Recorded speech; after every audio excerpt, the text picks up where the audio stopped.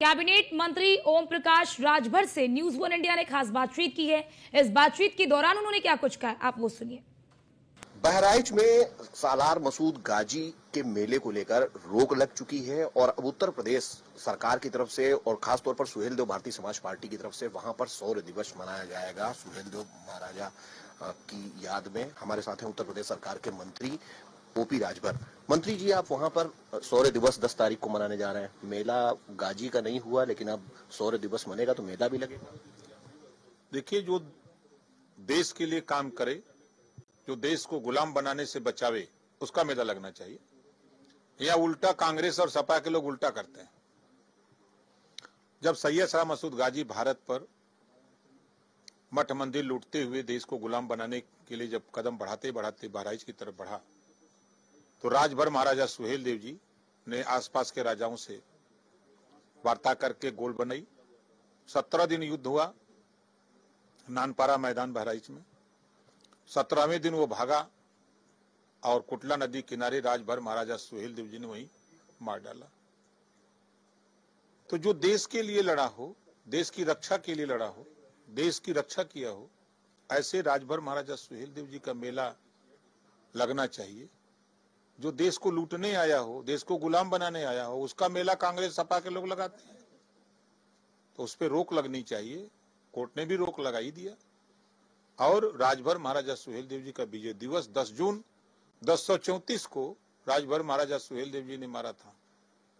तो 10 जून को बहराइच में राजभर महाराजा सुहेलदेव जी का विजय दिवस मनाएंगे और उस कार्यक्रम के मुख्य अतिथि माननीय योगी आदित्यनाथ जी, मुख्यमंत्री उत्तर प्रदेश सरकार होंगे।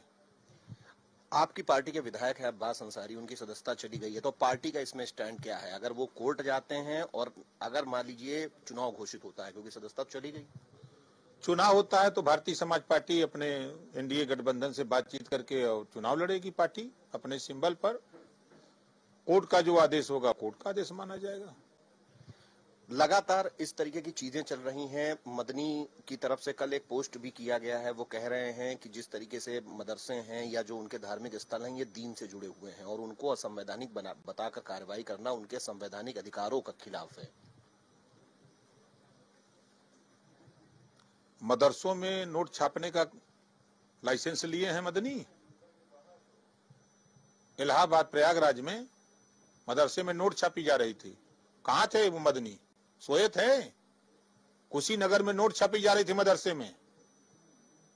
ये नेपाल के बॉर्डर पर जितने मदरसे बने हैं, तमाम मदरसों में शिक्षा देने के लिए बनाया गया है कि वहां आवासीय बना करके विदेशी लोगों को ठहराने के लिए, आतंकवादियों को ठहराने के लिए दिया गया है। ये कहां बतियाएंगे? या हमें हमसे मिले तब पूछिए इनसे। हम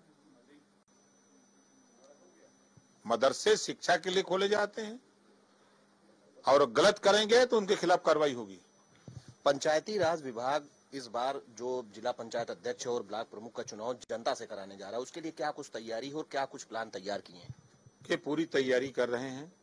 4 बार मुख्यमंत्री जी से इस प्रकरण को लेकर मिल चुका। उन्होंने 4 बार सहमति दी। माननीय अमित शाह जी से मिला, उन्होंने भी सहमति दी है। और 1 बार प्रधानमंत्री जी से मिला हूं, उन्होंने भी सहमति दी है। हम लोग पूरी कोशिश में हैं कि धनबल और बाहुबल को दूर करने के लिए सबसे अच्छा तरीका जनता से चुनाव हो जाए, कि सड़क पर कुर्बानी न हो। आप घर में करिए, अपने स्थल पर, देवस्थल पर करिए, जहां आप करते हैं वहां करिए, कहां कोई रोक रहा है। लेकिन अब सड़क पर आकर के करेंगे तो ठीक नहीं है। धन्यवाद। ये है उत्तर प्रदेश सरकार के मंत्री। कैमरामैन अमित शाहनी के साथ मैं इसके Vajpayee, news one India, Lucknow.